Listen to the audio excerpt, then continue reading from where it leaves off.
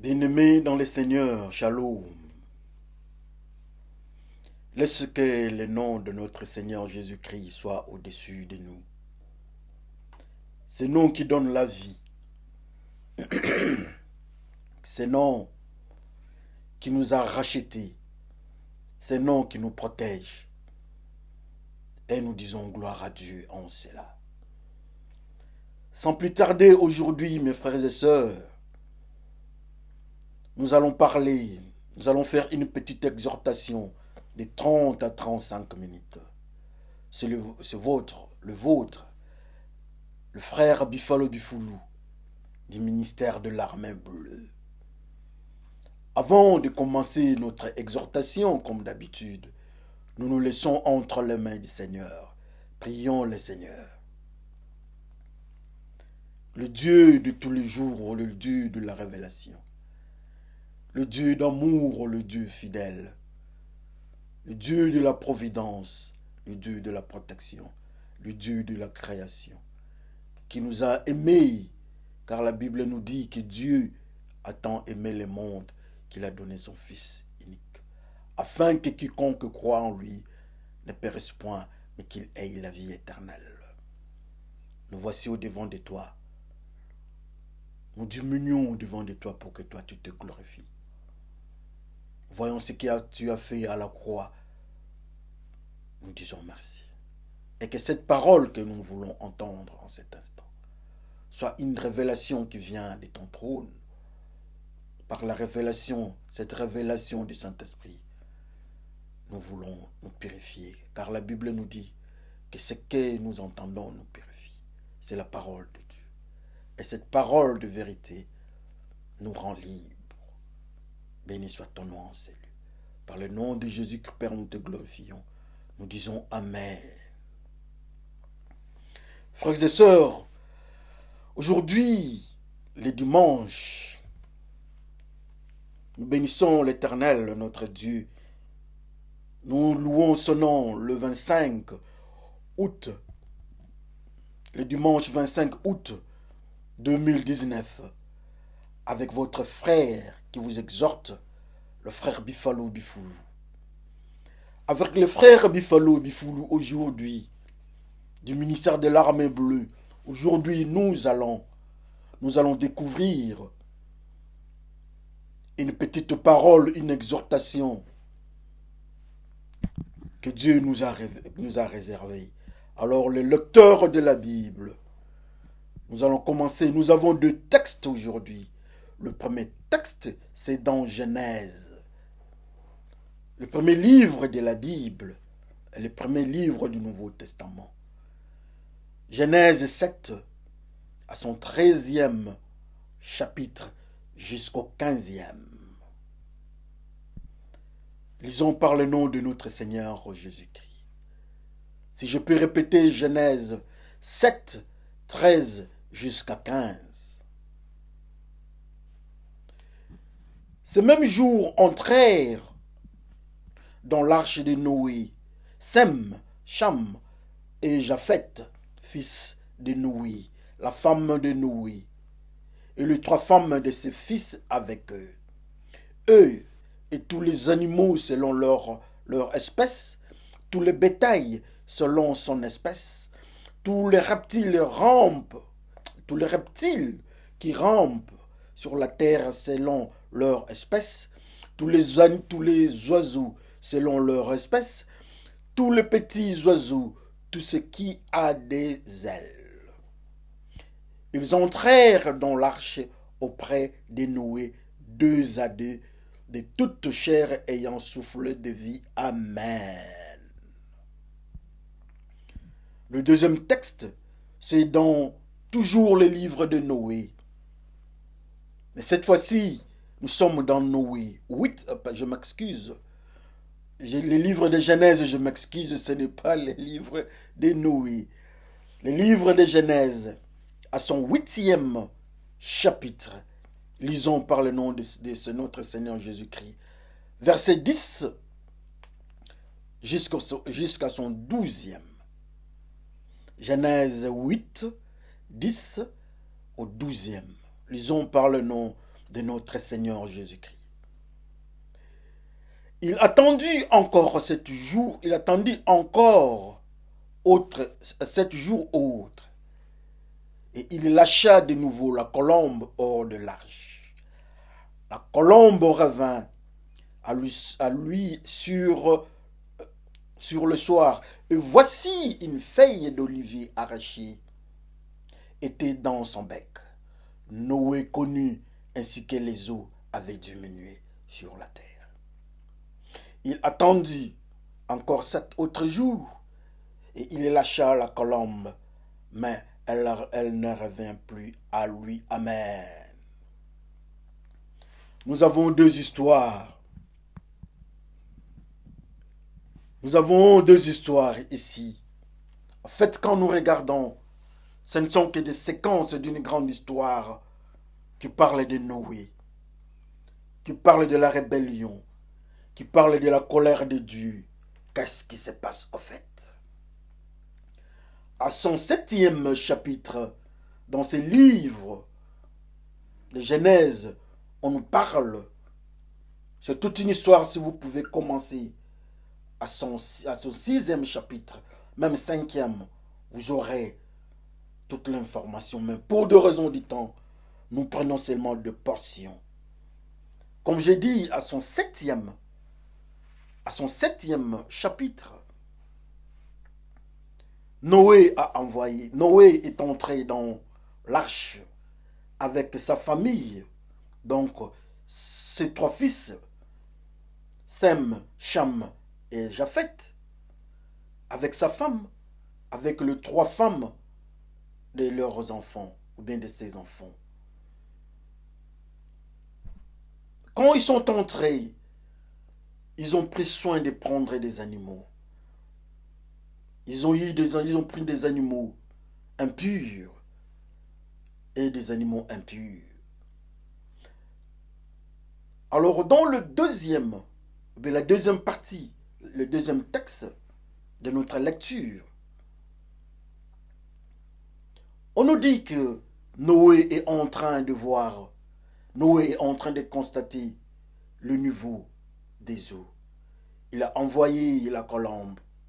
Mais avant d'envoyer la colombe, il avait d'abord envoyé le corbeau.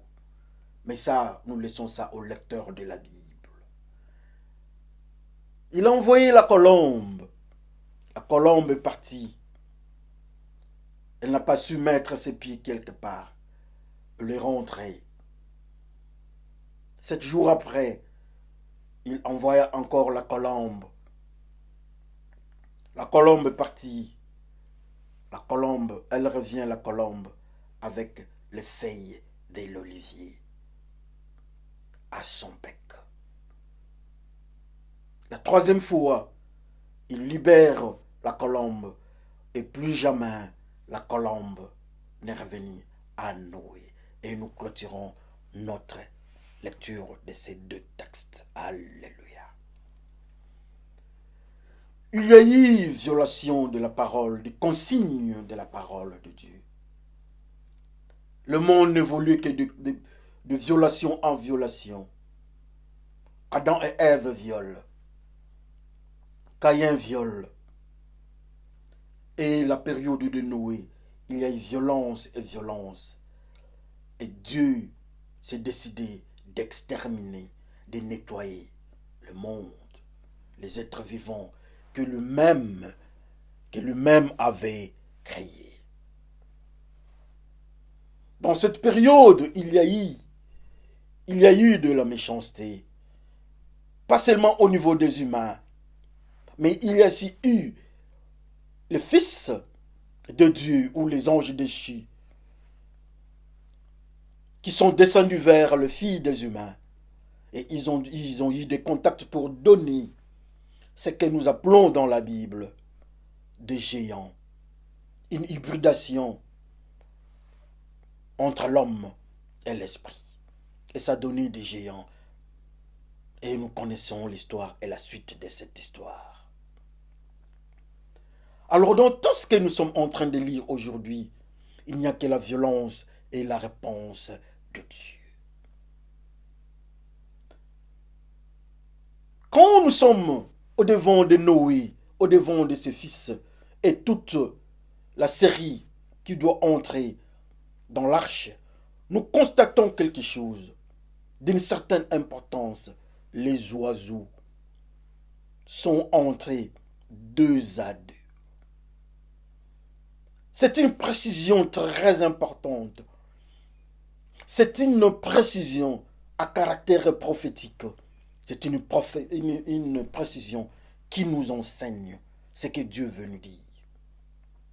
Et voilà ces oiseaux. Quand ils entraient, la femelle et le mâle. Mais dans ce groupe-là, il y a eu aussi la colombe. Donc une colombe femelle et une colombe mâle. Je vais ouvrir une parenthèse d'une grande importance pour ce qui est de la colombe. Quand la colombe pond ses œufs, elle donne toujours deux. Il donne toujours deux petits, ou bien deux œufs. Et dans ces œufs, il y a un pour la femelle et un pour le mâle. Alors quand l'un parmi les deux qui sont sortis d'une même mère, quand l'un meurt, celui qui reste, il reste sans femme, ou bien il reste sans mari, s'il faut utiliser les termes. Il reste seul. Ce qui nous amène à comprendre un phénomène d'une grande importance dans ce que Dieu nous enseigne. Dieu utilisa l'eau pour nettoyer le monde. Dieu utilisa l'eau pour que l'homme pécheur se retrouve là-bas. Mais ce qui m'intéresse un peu dans ce monde des eaux, tout le monde s'est versé dans les eaux. Ils ont trouvé la mort parce qu'ils n'habitaient pas les eaux. Mais il y a un phénomène que Dieu nous réserve. Nous allons peut-être parler de cela les jours à venir. Il y a le poisson qui habite les eaux. Les poissons sont là. Ils sont restés. Dans toute l'histoire de Noé, on ne parle ni de leur mort, ni de leur survivance. Ça nous interpelle, ça nous intéresse. Donc le poisson était toujours dans l'eau. Nous fermons notre parenthèse, alléluia. Nous allons plus loin. On nous dit encore que dans la recherche du niveau des eaux, la colombe entre dans les eaux. La colombe a trouvé là où poser ses pieds. Il a pris quelque chose. Il a pris la feuille de figuier.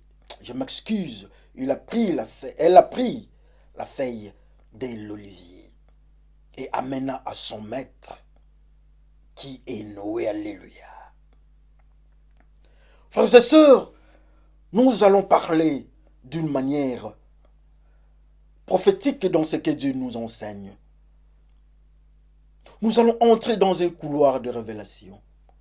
Oh, que Dieu nous révèle sa parole qui est merveilleuse. Et voilà ces gens, cette famille qui respectait la parole de Dieu dans l'arche de l'Éternel. Alléluia. Comme nous avons dit, comme nous avons parlé dès le début, apparemment nous n'avons pas encore donné le titre de notre message. Nous intitulons notre message de ce jour à la recherche de la femelle ou bien de la femme. À la recherche de la femme, il y a la colombe qui est sortie faire le travail. Il a pris quelque chose. Elle a pris quelque chose. Elle a pris la feuille de l'olivier. Elle rentra auprès de son maître. Dans cet environnement de la mort, là où tout sentait mauvais, dans cet environnement de la difficulté, la colombe accepte. Quand on a envoyé le corbeau a échoué. On part, on trouve la colombe dans cette zone de la colère de Dieu. la colombe trouve quelque chose, il récupère quelque chose. La colombe est partie. Pourquoi la colombe prend seulement Pourquoi la colombe prend seulement la feuille de figuier? Ouvrons la deuxième parenthèse. En fait, le figuier n'est pas une plante aquatique. Quand nous regardons le jour, les 40 jours de pluie, quand nous regardons comment est-ce que le monde était détruit, ça doit nous interpeller.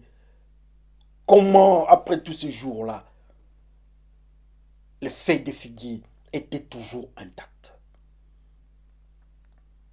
Comment expliquer le phénomène au moment où ça ne pouvait pas résister dans cette colère de Dieu? Et surtout, cette plante, ou bien cet arbre, n'est pas aquatique. C'est un mystère. La colombe que Dieu utilisa a trouvé quelque chose de rare. Alléluia.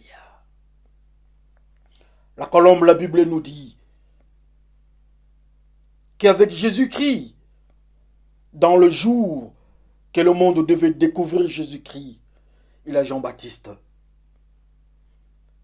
Jean-Baptiste trouve la colombe sur celui qui lui devait appeler maître. Et voilà, il se présenta au-devant de lui. Le Saint-Esprit ouvra ses yeux. C'était sur Jésus-Christ. Et la colombe, c'était le Saint-Esprit. C'était l'Esprit de Dieu. Pouvons-nous dire que Dieu a envoyé le Saint-Esprit pour sonder, pour chercher? Mais quand le Saint-Esprit est parti, quand la colombe est partie, la colombe a trouvé l'olivier, la feuille de l'olivier. La Bible nous dit que la feuille de l'olivier, c'est Israël. Olivier, c'est le monde chrétien, c'est le peuple de Dieu. Alléluia. Dans ce monde de la mort, dans ce monde de la colère de Dieu, Dieu condamne tout. Dieu détruit tout. Les humains, les animaux, les plantes qui se sont retrouvés dans le mystère des eaux, Dieu a détruit. Mais par surprise, par miracle, il y a l'arbre que nous appelons l'olivier qui pointe sa feuille.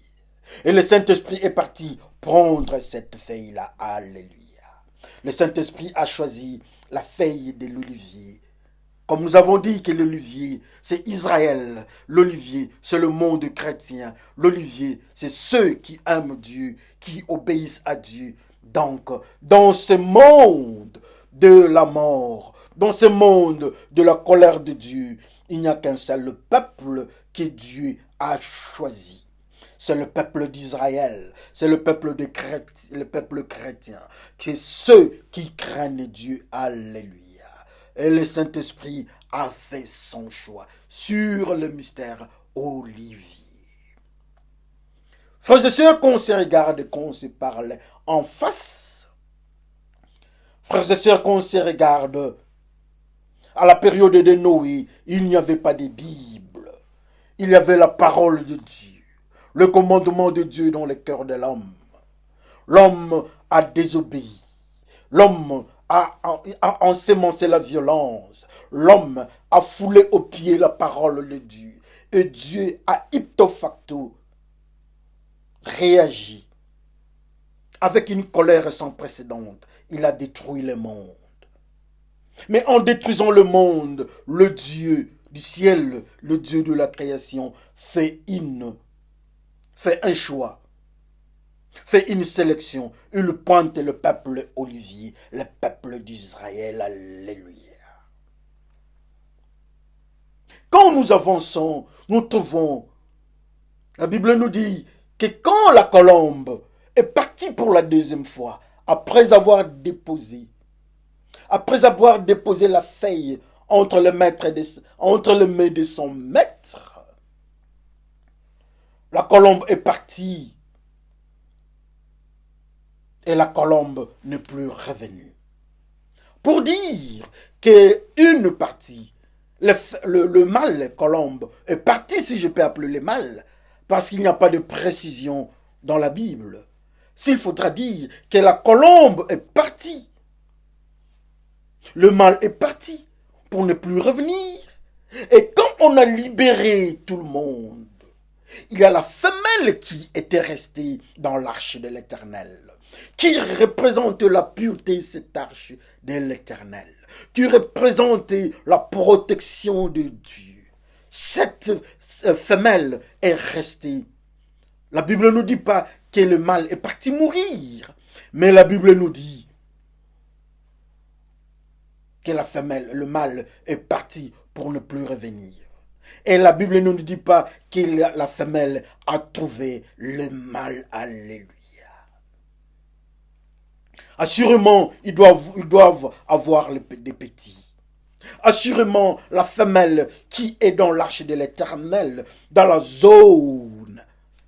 zone spirituelle pure, cette femelle est restée pure en dehors d'adultère et de fornication. Pour la simple raison que la colombe ne peut avoir pour conjoint que celui, ou bien seul, avec qui ils sont sortis du même père et de même mère. Mais quand l'autre est parti, le mâle est parti. La femelle est restée pure dans une zone pure que nous appelons l'arche de l'Éternel. Alléluia. Et les animaux sortirent de l'arche. La femelle est restée seule et le mâle est parti. Quand le mâle est parti, assurément, il est à la recherche de la femelle.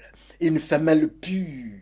Et voilà, ce mâle-là qui est parti, nous l'appelons le Saint-Esprit.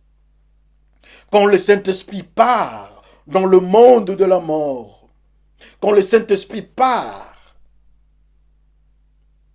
tous ceux qui sont sortis de l'arche de l'Éternel, Dieu faisait alliance avec ce monde-là, y compris la femelle, la femme de la colombe. Alléluia. La femme du Saint-Esprit, Dieu met un cachet sur cette femme-là. Et cette femme-là, nous l'appelons l'Église. Et cette femme-là, le mari s'appelle le Saint-Esprit. Et le Saint-Esprit parta.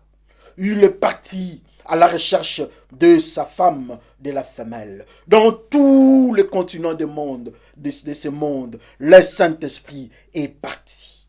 Il est en train de chercher la femelle. Il est parti en Afrique, il trouve la femelle.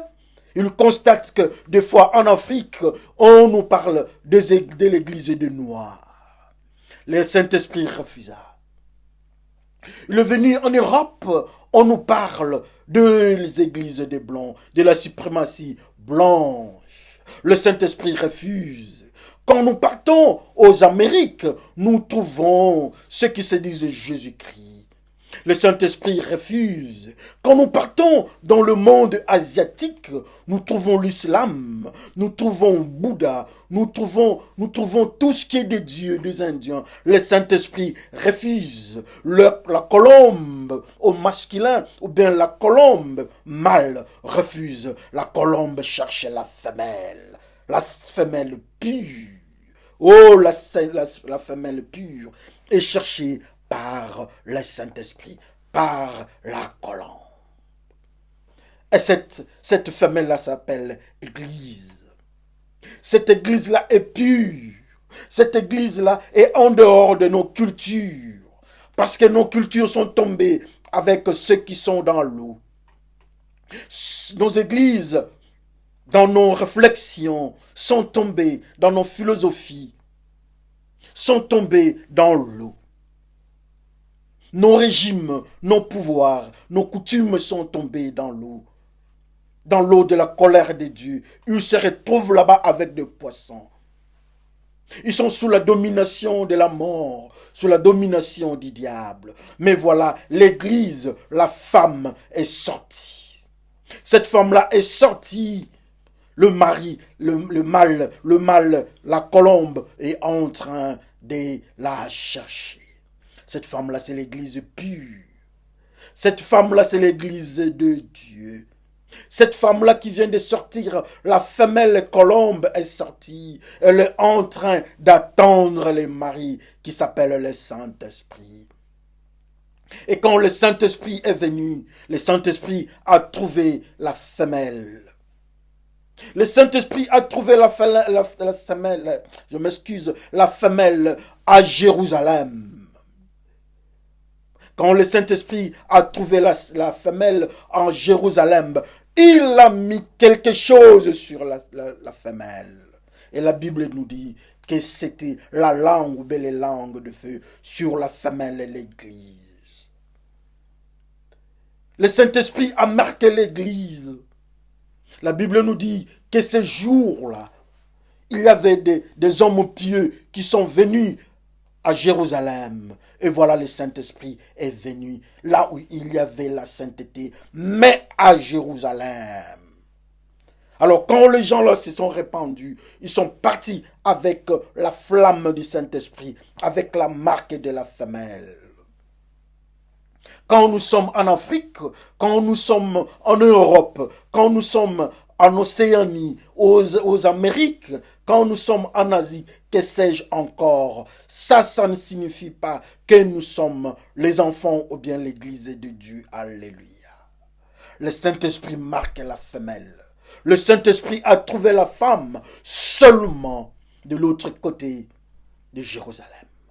Il a trouvé les apôtres, les disciples de Jésus-Christ, qui attendaient la sémence, qui attendaient la marque. Le Saint-Esprit, le mâle, est venu déposer cette marque, la sémence. Et quand ils sont partis, ils ont présenté le fruit digne du Saint-Esprit. Comme la Bible nous dit, le fruit digne du Saint-Esprit, dans le livre des Galates.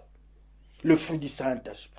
Quand ceux qui avaient reçu la sémence, quand la femelle qui est sortie de l'arche de Noé, qui s'appelle l'Église, que le Saint-Esprit a découvert, l'a située dans la ville que nous appelons Jérusalem, quand le Saint-Esprit a déposé sa sémence, quelque temps après, ce peuple, le disciple, ont commencé à donner les fruits dignes du Saint-Esprit. Ils ont donné la tempérance, ils ont donné l'amour, ils ont donné la justice, la paix, ils ont donné la douceur, ils ont donné tout ce qui est fruit du Saint-Esprit. Oh, le Saint-Esprit est descendu à Jérusalem. Sur les humains, on parlait de spermatozoïdes pour la fécondation. Mais pour le Saint-Esprit, c'est la langue de feu qui est descendue sur les disciples. Alléluia. Le Saint-Esprit est en train de faire son travail. Si le monde ne connaît pas la parole de Dieu, si le monde peut refuser d'identifier, ou bien il est dans l'oubli, il ne peut pas découvrir la femelle, ou bien l'église, mais le Saint-Esprit connaît bien l'église.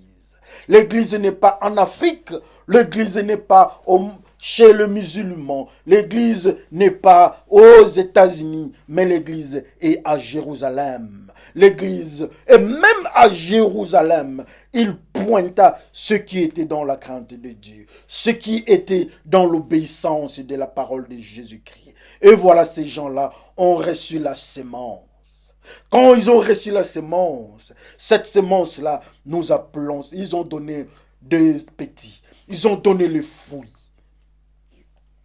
Et quand nous regardons ces gens-là, ils présentent l'amour. Je m'excuse. Ils présentent le pardon. Ils présentent le fruit digne de la repentance des enfants de Dieu. Et voilà, lui-même, le Dieu du ciel, dit, on reconnaît mes enfants par leurs fruits. Mais Dieu ne nous dit pas quand est-ce qu'il a déposé la sémence. Mais la Bible nous dit qu'il a déposé la sémence le jour de Pentecôte. Les humains déposent leurs semences quand ils sont en contact. Les animaux quand ils sont en contact. Le plante quand il y a un mouvement de pollen, et que sais-je encore. Mais ces jours-là pour l'Église, c'était le jour de Pentecôte. Dieu a déposé sa sémence sur l'Église. Et l'Église a commencé à parler à une nouvelle langue. L'Église a changé de comportement.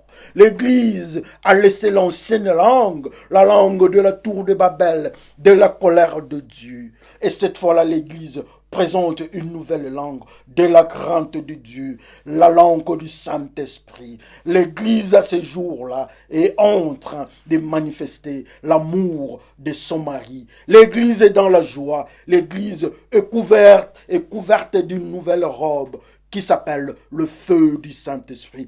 Alléluia. La colombe sorta.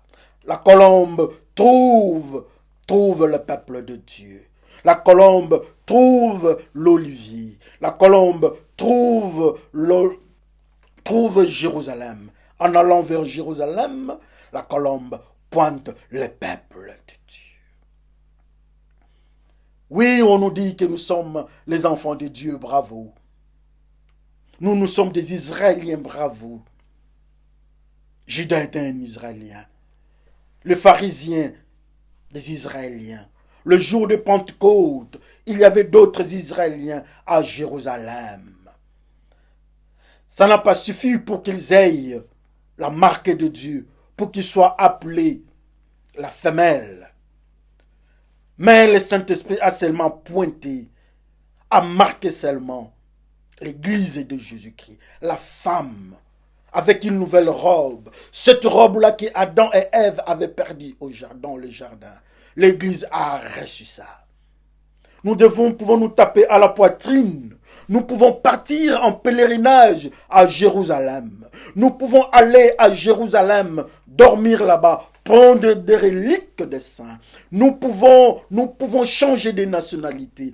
On peut nous appeler juifs, mais qu'on se le dise, que le jour de Pentecôte, ça s'est passé dans le milieu juif et précisément à Jérusalem, mais pas avec tout le monde, seulement avec les disciples de Jésus-Christ, qui ceux-là se sont mis ensemble pour implorer la grâce de l'Éternel. Oh, l'Église de Jésus-Christ trouve la marque du Saint-Esprit. Et la sémence du Saint-Esprit est tombée sur la femme. Es-tu dans le groupe de la femme? Ces gens-là, ils ne pouvaient pas, ce n'était pas nécessaire qu'ils soient choristes. Moins encore pasteurs ou anciens. Moins encore des partenaires de l'Église. Moins encore le fils ou la femme du pasteur. Ils ne prophétisaient pas en nom de leurs églises. Ils n'avaient pas des uniformes de l'église. Mais le jour-là, le peuple de Dieu s'est mis ensemble. Il s'est renfermé. Il s'est enfermé dans la grâce de Dieu. Et Jésus-Christ a localisé ces peuples-là saints. Et voilà, la sémence de Dieu est descendue. Le feu de Dieu est descendu sur ces peuples qui s'appellent l'Église à Jérusalem. Alléluia. Oh, voilà la femme qui s'appelle l'Église dans le peuple de Dieu. Ce ne sont pas des Juifs, tous les Juifs, dans la rébellion. Ce ne sont pas tous ceux qui sont dans le monde asiatique. Israël, c'est dans le monde asiatique, c'est dans, comment on appelle ça, comment on dit ça en français? Qu'est-ce qu'on dit? Nouvel-Orient? C'est comment encore? Et de l'autre côté, nous trouvons des musulmans dans le même coin. En Orient, on trouve de Dieu là-bas. Les Indiens, de l'autre côté, font leurs histoires en Asie, avec leurs dieux. Mais quand Dieu a pointé,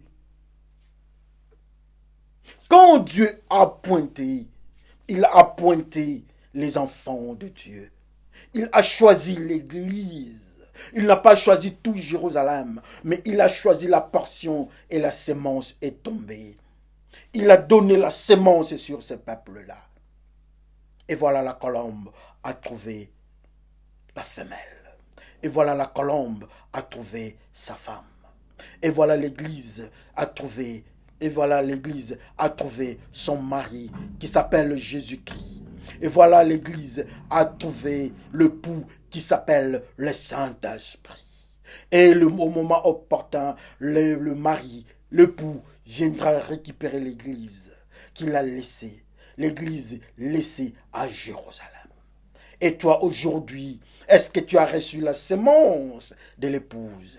Si oui, qu'on voie les effets, ou bien qu'on voie les enfants, ou bien qu'on voie le fruit du Saint-Esprit que toi tu présentes. Frères et sœurs, que chacun regarde sa vie et que chacun regarde aussi quel type de mari il a choisi. Le mari que nous choisissons, nous le découvrons par les fruits que nous présentons. Les uns ont choisi l'adultère, les démons de l'adultère, ils sont dans l'adultère. Ceux qui ont choisi la fornication, ils sont dans la fornication. Ceux qui ont choisi les démons de vol, ils sont voleurs. Ceux qui ont choisi les démons du mensonge, ils sont menteurs. Mais le jour là, eux, ils ont reçu la sémence du Saint-Esprit. Il y a la douceur, il y a la bonté, il y a l'amour et il y a le fruit du Saint-Esprit. Et Dieu dit, pour ces enfants, on les reconnaît par leurs fruits. Que le Seigneur vous bénisse à jamais. Mais qu'on se souvienne que le Saint-Esprit, le mâle, colombe, a trouvé la femelle et il a donné la sémence. Il a déposé la sémence sur la femelle. Et la femelle doit donner le fruit digne de la repentance. Pour que dans ces appelés du groupe des enfants de Dieu à Jérusalem, qu'on trouve l'élu ou bien les élus. Ces élus-là, c'est le groupe qui a reçu le feu du Saint-Esprit ou la sémence de la colombe mâle. Que le Seigneur vous bénisse à jamais. Merci beaucoup, frères et sœurs. C'est votre frère, Bifalo Bifoulou. À bientôt.